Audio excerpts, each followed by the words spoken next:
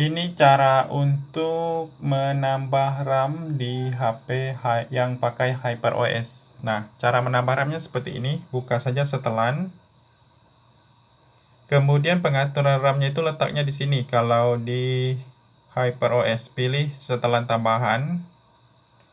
Kemudian di sini ada penambahan memori. Silakan dipilih penambahan memori. Di sini kalian lihat ada 4, 6, 8. Misalnya 8. Nah, setiap kita menambah RAM, itu harus dimulai ulang HP-nya. Mulai ulang perangkat untuk menerapkan perubahan. Pilih mulai ulang.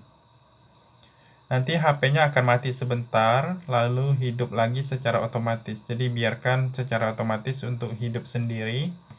Nanti setelah itu, setelah sukses dihidupkan, maka RAM-nya akan bertambah. Kita lihat seperti ini.